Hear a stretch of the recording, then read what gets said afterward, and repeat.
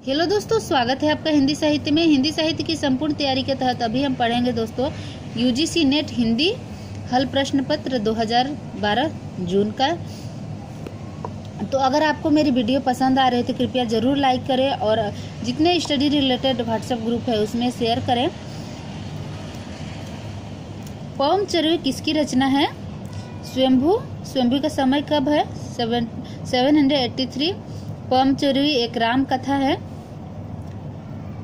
गोस्वामी तुलसीदास की रचना कवितावली किस भाषा की रचना है? ब्रज भाषा की। खड़ी बोली के लिए नीति कुमार चटर्जी ने किस शब्द का प्रयोग किया है? जनपदीय, हिंदुस्तानी। सूफी प्रेमाख्यान काव्य परंपरा में आराध्य को प्रायः किस रूप में देखा गया है? प्रेमिका के रूप में। छायावाद को स्थूल के प्रति सूक्ष्म का विद्रोह किसने कहा है? डॉक्टर नगेंद्र ने।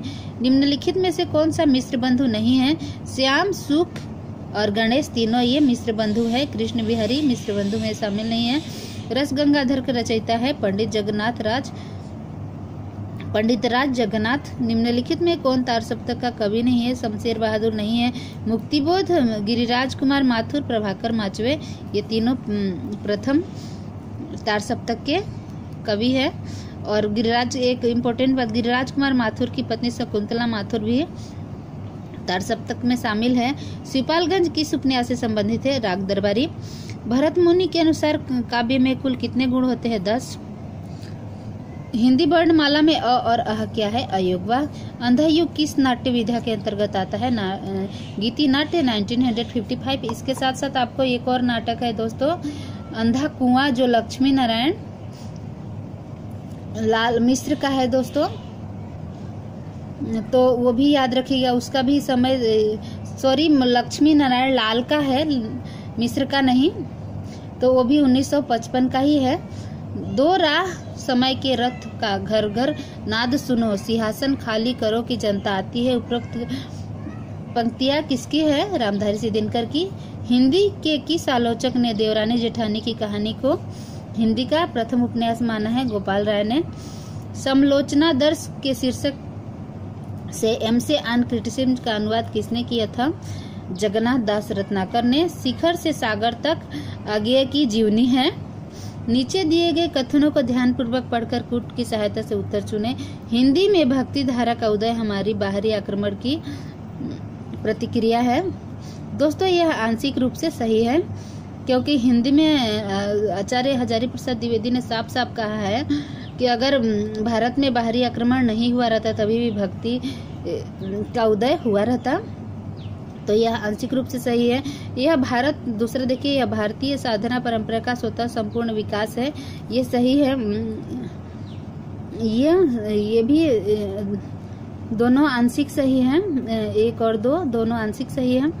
और नेक्स्ट देखिए, नीचे दिए गए कथन को ध्यानपूर्वक पढ़कर कूट की सहायता से उत्तर दीजिए। विभावना व्यापार रस प्रक्रिया की सुदृढ़ भूमिका है, सही है। विभाव ही रस का हेतु है, यह आंशिक सही है। नीचे दिए गए कथनों को ध्यानपूर्वक पढ़कर कूट की सहायता से सही उत्तर चुने। छायावाद और रहस्यवाद में कोई तात्विक भेद नहीं है, यह आंशिक सही है, क्योंकि कई बार लगता है दोस्तों कि छायावाद रहस्यवाद है और रहस्यवाद छायावाद है, लेकिन दोनों को भिन्न कहना भी उचित नहीं होता है और अभिन्न कहना भी उचित नहीं होता है। नेक्स्ट है दोस्तों छायावाद, तो यह आंशिक सत्य है। छायावाद में अभिव्यक्ति की सूक्ष्मता और रहस्यवाद में अज्ञात के प्रति जिज्ञासा, ये सही है। नीचे दिए गए कथनों को ध्यानपूर्वक पढ़कर कूट की सहायता से उत्तर चुने। नई कविता में निरूपित मनुष्य मात्र द्वंद्वग्रस्त है, यह आंशिक रूप से सही है। नई कविता मात्र व्यक्ति चेतना की कविता नहीं है, यह पूर्ण रूप से सही है। निम्नलिखित इतिहास ग्रंथों का क्रमानुसार देखना है दोस्तों। मिश्र बंधु विनोद का है 1913। इस्तवार द लाल उत्तर हिंदुस्तानी का है 1839। शिव सिंह सरोज का है 1883 और the modern vernacular of literature का है 1888। सबसे प्रथम नंबर का है इस्तवार द लाल उत्तर हिंदुस्तानी, तो ये 1 नंबर पर है बी नंबर ऑप्शन में, तो बी नंबर ऑप्शन सही है। नवजागरण कालीन सुधारवादी संस्थाओं की शुरुआत का सही क्रम: ब्रह्म समाज 1828, रामकृष्ण मिशन 1897, प्रार्थना समाज 1867 और आर्य समाज 1875। तो सबसे प्रथम नंबर पे रचना आती है, सबसे प्रथम नंबर की संस्था है दोस्तों ब्रह्म समाज 1828 में। तो ये ऑप्शन नंबर ए में है, ब्रह्म समाज प्रथम में, तो ऑप्शन नंबर ए होगा। छायावादी काव्य धारा के प्रमुख स्तंभों को जन्मतिथि के आधार पर क्रम में लगाना है दोस्तों। सुमित्रा नंदन पंत 1900 में, जयशंकर प्रसाद 1889 में, सूर्यकांत त्रिपाठी नरेला 1896 और महादेवी वर्मा 1907। तो देखिए दोस्तों, ये इसमें सबसे ये चारों रचनाकार में सबसे पहले में आते हैं जयशंकर प्रसाद, और यहाँ बी ऑप्शन में जयशंकर प्रसाद है, तो ये बी ऑप्शन सही होगा। प्रकाशन की दृष्टि से निम्न काव्य कृतियों का सही अनुक्रम है। गीत फरोश का 1956, कुकर मुत्ता है 1942 और हरी घास पर छड़बड़ है 1949, युगवाड़ी है 1939। सबसे पहले की रचना होती है दोस्तों इसमें 1939 की युगवाणी, और युगवाणी ऑप्शन नंबर डी में है। और सबसे लास्ट में होती है गीत फरोश, तो सबसे लास्ट में गीत फरोश है, तो डी नंबर ऑप्शन सही होगा।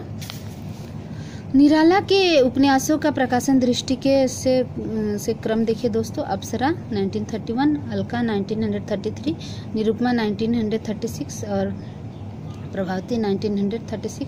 ऑप्शन नंबर ए सही होगा। आशा है दोस्तों मेरा जो प्रयास है आपको पसंद आ रहा होगा, और मेरी वीडियो को अधिक से अधिक लोगों को शेयर कीजिए और कमेंट करके ज़रूर बताइए कि मेरा प्रयास कैसा लग रहा है। थैंक यू दोस्तों मेरी वीडियो को देखने के लिए।